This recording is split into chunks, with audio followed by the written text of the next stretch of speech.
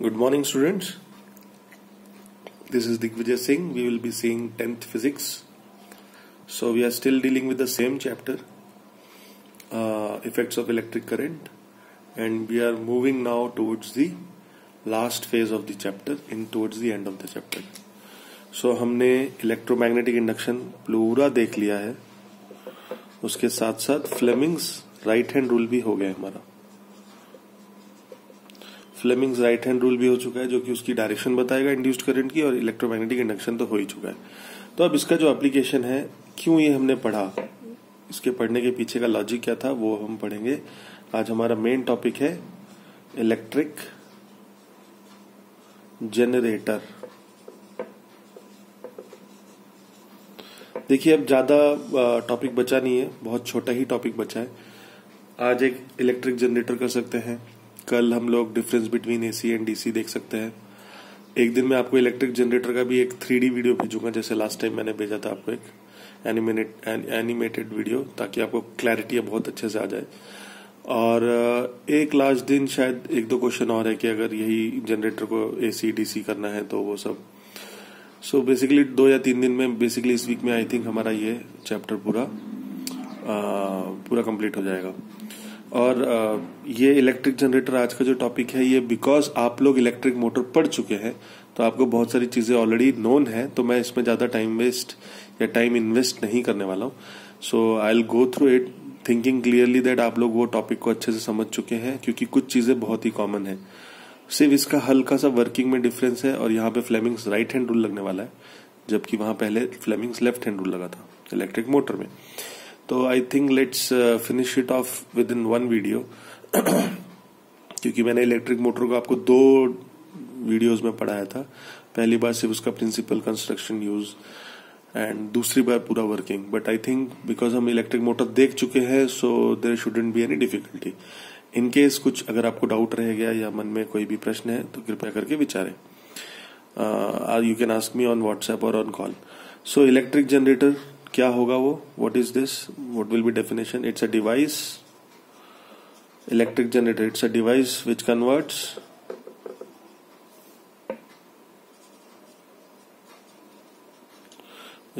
what mechanical energy into electrical energy.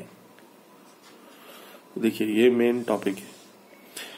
Electric motor क्या था, electrical energy को mechanical energy में कन्वर्ट करता था. इलेक्ट्रिक जनरेटर क्या है, मैकेनिकल एनर्जी को इलेक्ट्रिकल एनर्जी में कन्वर्ट करता है. तो पहला हो गया पॉइंट. दूसरा हो गया on what principle this is working, किस सिद्धांत के पीछे इलेक्ट्रिक जनरेटर काम करता है. So you have to remember electromagnetic induction. इस सिद्धांत के पीछे काम करता है कि अगर मेरा अभी तो आप समझ भी सकते हो, मैं आपको शॉर्ट में समझा देता हूं. ये मेरा मैग्नेट है नॉर्थ साउथ, और ये मेरी आर्मेचर कॉइल है.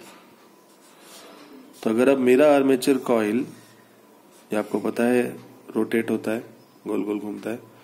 सो अगर मेरा आर्मेचर कॉइल अब मैग्नेटिक फील्ड में रोटेट होगा, गोल गोल घूमेगा, तो इसका मतलब बार बार इसके, सपोज मैं ये आर्म लू, ये आर्म के ऊपर ये ऐसे गोल ऊपर गया, नीचे आया, साइड गया, लेफ्ट गया, ऊपर गया, राइट आया, नीचे गया, ऊपर लेफ्ट आया, ऊपर गया, राइट आया, नीचे गया, लेफ्ट आया, ऊपर गया, राइट गया, नीचे आया, लेफ्ट गया, ऊपर गया, राइट आया, नीचे गया, लेफ्ट आया, ऊपर आया, राइट आया, नीचे आया, लेफ्ट, ऊपर, राइट, नीचे, लेफ्ट, ऊपर, राइट, नीचे. तो आपको क्लियरली दिख रहा है कि ये मैग्नेटिक फ्लक्स को बार बार चेंज करेगा. तो मुझे बस यहाँ पे कुछ एक ऐसा मैकेनिज्म लगाना था कि ये गोल गोल घूमता रहे और अपने आप इलेक्ट्रिक करंट जनरेट होता रहेगा, इंड्यूस्ड ईएमएफ. तो यही है इसका principle. So you have to keep this in mind. Construction इसका एज इट इज सेम है. कंस्ट्रक्शन इसका एज इट इज सेम है. इसमें भी मैग्नेट है, इसमें भी आर्मेचर कॉइल है, इसमें भी ब्रशेज हैं, इसमें भी कार्बन ब्रशेज है, इसमें भी एक्सेल है, इसमें भी हाँ, तो इसमें जो मेन डिफरेंस है वो आपको याद रखना पड़ेगा। तो इसमें बाकी सब चीजें एज इट इज हैं, वायर वायर सब कुछ वही है। इसमें सबसे मेन डिफरेंस है वहां पे स्प्लिट रिंग्स थे, स्प्लिट रिंग्स, यहां पे स्लिप रिंग्स है, स्लिप रिंग्स। ये जो आपको मैं वर्किंग बताऊंगा तो समझ में आएगा। वहां पे आपके एक ही सर्कल के दो पार्ट्स थे, एक आधा इधर और दूसरा आधा इधर, बराबर। यहां पे आपके पास दो पूरे पूरे सर्कल होंगे, एक सर्कल और उसके पीछे एक और सर्कल। तो ये रिंग 1 होगी और ये रिंग 2 होगी। रिंग 1 और रिंग 2 पूरे दो सर्कल्स होंगे आपके पास। इसमें एक ये डिफरेंस है। और ऑफकोर्स एक मेजर डिफरेंस ये है कि इलेक्ट्रिक मोटर में क्योंकि मुझे करंट चाहिए था तो मेरे पास बैटरी थी, क्योंकि मुझे इलेक्ट्रिक करंट चाहिए तो मेरे पास बैटरी थी। पर यहाँ पे ऑलरेडी जनरेटर है तो मुझे बैटरी तो चाहिए ही नहीं, रेदर मेरे पास लोड रहेगा या गैल्वेनोमीटर रहेगा जो मुझे शो करेगा कि मेरा करंट जनरेट हो गया। तो कंस्ट्रक्शन में I think these are the things. Now let's directly go upon to the working. तो हम लोग सीधा वर्किंग देखते हैं।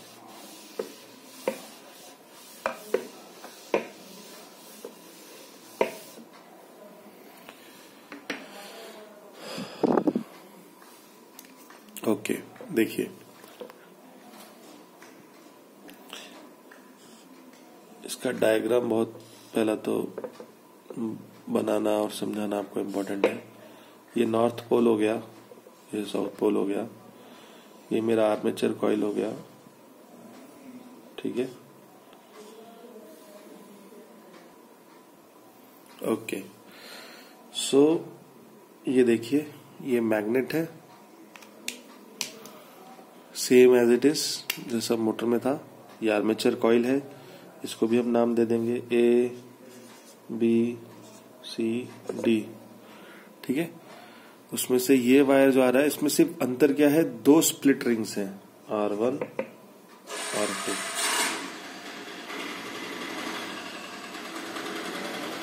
एक पूरी रिंग है, फिर एक दूसरी पूरी रिंग है। ऑफकोर्स मैं आपको एक 3D इसका एनिमेशन भेजूंगा तो आपको एकदम क्लैरिटी आ जाएगी, पर आप समझने के लिए समझिए। अब इसके साथ इसमें इंपॉर्टेंट क्या है पॉइंट, ये जो AB है आर्म, उससे जो लाइन आ रही है वो इस स्लिप रिंग 1 से कनेक्टेड है। सो इट्स समथिंग लाइक, अगर मैं आपको 3D में बोलूं कि ये मेरा रिंग है और इसके साथ ये ऐसे कनेक्टेड है, तो ये हमेशा, सपोज ये अगर ऐसा है तो ये हमेशा ऐसे इसके साथ ही रहेगी। ये कैसा भी घूमे, ये जो AB वाली आर्म है R1 के साथ ही रहेगी। सिमिलरली ये R2 है और ये CD वाली आर्म जो है वो हमेशा R2 के साथ ही रहेगी, वो इसी रिंग में ही रहेगी, हमेशा R2 के साथ ही रहेगी। आपको क्लिक कर रहा है, ये रिंग R2 में ही घूमती रहेगी और ये वाली रिंग R1 में ही घूमती रहेगी। तो ये इसका एक इम्पॉर्टेंट वर्किंग रहता है, स्लिप रिंग्स और स्प्लिट रिंग्स में डिफरेंस। बाकी वही है, इधर भी वही कार्बन ब्रशेज है, ये ब्रश 1 है, ये ब्रश 2 है। और ऑफ कोर्स मैंने आपको जैसे बताया था यहाँ पे लोड लगा सकते हैं, कुछ बल्ब या कुछ भी, या गैल्वेनोमीटर। तो हम लोग एक लोड भी लगा देते हैं और एक गैल्वेनोमीटर, ताकि आपको समझ में आए कि करंट किस तरह फ्लो कर रहा है। ये हो गया हमारा construction of electric generator. End of course एक यहाँ पे एक्सेल है जो इसके अंदर से पूरा अंदर से गया हुआ है, और वो एक्सेल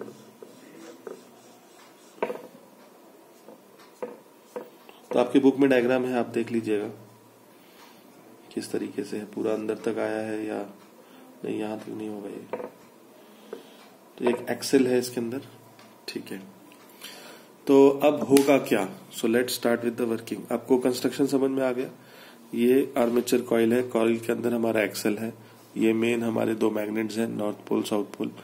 उसके बीच में आर्मेचर कॉइल, और आर्मेचर कॉइल मैंने आपको उस दिन समझाया था कि it's like pages of a book. ऐसा बहुत सारा कॉइलिंग है, बहुत सारा वाइंडिंग है ऐसा रेक्टेंगुलर शेप में।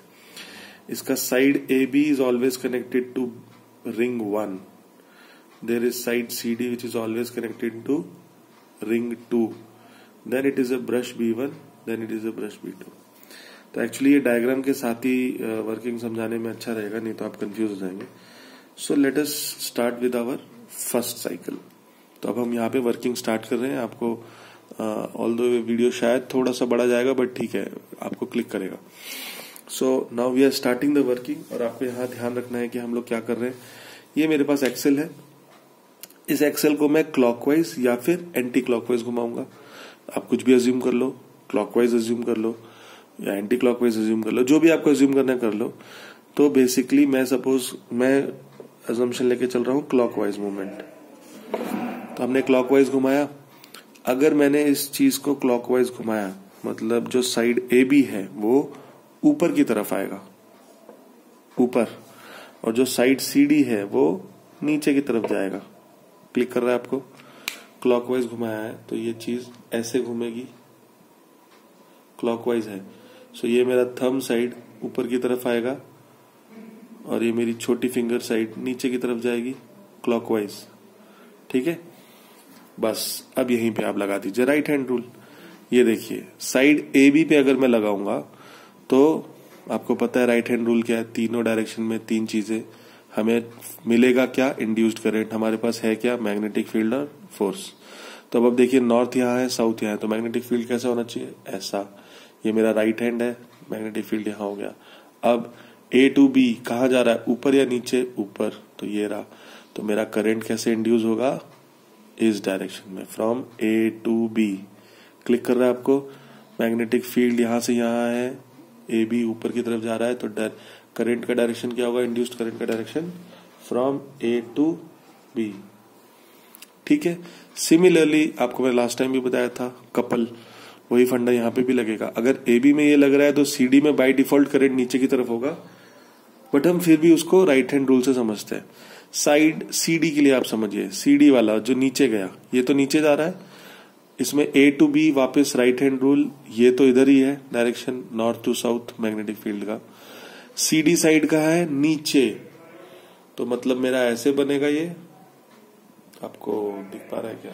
थोड़ा सा हाथ को एकदम भयंकर लेवल पे ट्विस्ट करना पड़ रहा है। तो सी डी साइड मेरा ये देखिए थंब नीचे की तरफ गया, ये इधर ही है, तो मेरा करंट किधर आया? सी टू डी। ये देखिए ये है करंट, यहां से यहां। तो मेरा करंट कहां से कहां आया? ऊपर से नीचे की तरफ। तो यही है पहला साइकिल में जो करंट फ्लो होगा। अब आप देखिए कैसे होगा। ए टू बी,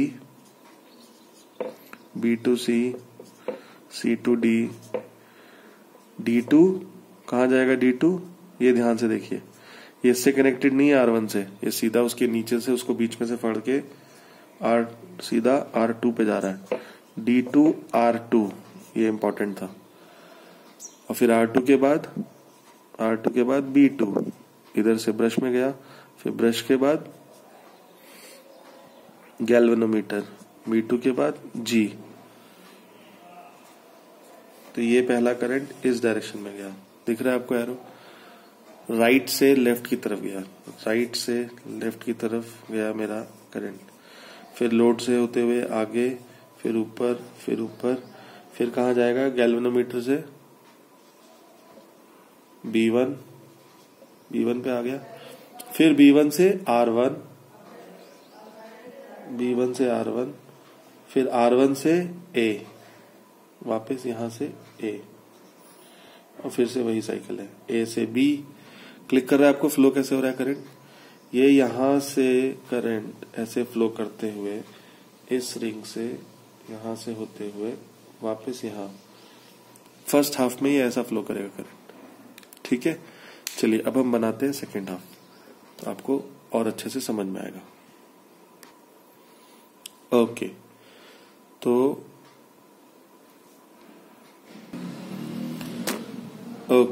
अब देखिए, so this is the second cycle. ये आप समझिए, जो मैंने एक्सेल लगाया था वो एक्सेल घुमाया मैंने, तो पहला हाफ हो गया। अब ये दूसरा हाफ है, पूरा ट्विस्ट हो गया है। ये वाला अंगूठा इधर से जो लेफ्ट में था वो राइट हो गया है, ये लिटिल फिंगर जो राइट में थी वो पूरी घूम के लेफ्ट में आ गई। तो वही केस यहाँ पे भी है। अब मेरा, आप ध्यान से देखिए, नेमिंग पहले समझिए। मेरा ए बी जो साइड है वो यहाँ आ गया है, पहले वो लेफ्ट में था, अब राइट में आ गया है। सिमिलरली CD साइड जो पहले राइट में था वो लेफ्ट में आ चुका है। ठीक है। दूसरा, AB हमेशा किससे कनेक्टेड था? R1 से, तो अभी भी R1 से ही कनेक्टेड है, पर वो पहले इस तरफ था, अब वो घूम के इस तरफ आ चुका है। सिमिलरली CD पहले R2 से कनेक्टेड था, अब CD घूम के इस तरफ आ चुका है, तो वो अब R2 से ही कनेक्टेड है पर इस तरफ। ये ध्यान दीजिएगा, ये इंपॉर्टेंट चीजें हैं जो बच्चे मिस कर जाते हैं बहुत बार, और यही समझने में उनको थोड़ा सा तकलीफ भी होती है। देखिए, R1 और R2 हमेशा AB के साथ हमेशा R1 कनेक्टेड है और R2 हमेशा CD के साथ कनेक्टेड है। ये ध्यान रखिए हमेशा। ये दो रिंग्स हैं, एक के अंदर एक ऐसे एक रिंग लगी है, उसके पीछे एक और ऐसे रिंग लगी है, तो दो ऐसे रिंग्स लगी हुई हैं। यहां से वायर आ रहा है, एक इसी में R1 में ही घूमते रहता है, और वैसे ही सिमिलरली एक और वायर जा रहा है जो पीछे R2 में ही घूमता रहता है। तो मैं आपको 3D वर्जन भेजूंगा तो आपको काफी अच्छे से समझ में आएगा। तो अब इस डायरेक्शन में देखिए सेकंड केस में क्या हुआ।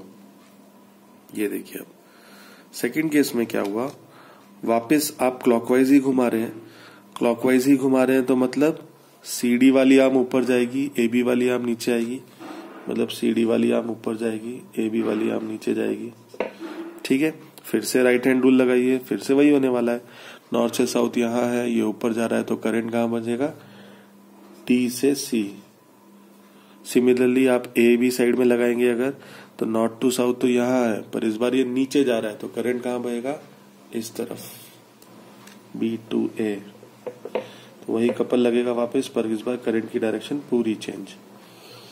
ये यहाँ आएगा, यहाँ से R1 रिंग में आएगा, R1 रिंग से ये ब्रश B1 में जाएगा, ब्रश B1 से ये नीचे की तरफ जाएगा। अब यहाँ पे देखिए, अब डायरेक्शन चेंज हो गई। ये डायरेक्शन हो गई अब लेफ्ट टू राइट। इससे पहले वाले साइकिल में राइट टू लेफ्ट था डायरेक्शन। यही इंपॉर्टेंट चेंज है जो इसमें वीडियो में समझने लायक है। फिर ये लोड से होते हुए ये ऊपर जाएगा, ये करंट ब्रश B2 में आएगा, ब्रश B2 से R2 में जाएगा, R2 से इस वायर में कनेक्ट करेगा, और ये वापस ऊपर की तरफ जाएगा। तो इस बार पूरा करंट का डायरेक्शन ही चेंज हो गया। अब ये DCBA, तो मैं अगर लिखूं इसका, तो DCBA, A से R1, R1 से B1, B1 से गैल्वेनोमीटर, गैल्वेनोमीटर से B2, B2 से R2, R2 से वापस D। तो अब ये फंक्शनिंग ही पूरा चेंज हो गया एकदम। तो पिछली बार जो करंट था वो राइट टू लेफ्ट था, इस बार जो करंट है लेफ्ट टू राइट है। तो ये जो है left to right, right to left, ये है AC DC। ये मैं आपको अलग वीडियो से समझाऊंगा, पर अभी आप इलेक्ट्रिक जनरेटर का वर्किंग समझिए कि जब बेसिकली, अब देखिए, अब मैं आपको इसको समझाता हूँ, इसकी एप्लीकेशंस और इसका इस पूरे वीडियो का समझाने का तरीका। जब आपने दो मैग्नेट्स के बीच में एक कॉइल को गोल गोल गोल गोल घुमाया, मैंने अपने हाथ से उसको क्लॉकवाइज एंटी क्लॉकवाइज घुमाया, तो वो क्या हुआ, कॉइल आर्टिफिशियली घूमने लगी उसमें ताकत से, हम लोग अपनी मैकेनिकल फोर्स लगा रहे। तो वो फोर्स की वजह से मैग्नेटिक फील्ड ऑलरेडी प्रेजेंट था और ये कंडक्टिंग कॉइल थी, तो उसमें करंट जनरेट हो गया। और यही जनरेटर करता है, जो गोल गोल गोल गोल हम उसको घुमाते हैं, इसी में करंट जनरेट हो जाता है, और वो करंट को हम लोग लोड से या फिर जो गैल्वेनोमीटर से उसकी प्रेजेंस को समझ सकते हैं। तो ये जो करंट जनरेट हो रहा है, इसी को बोलते हैं इलेक्ट्रिक जनरेटर।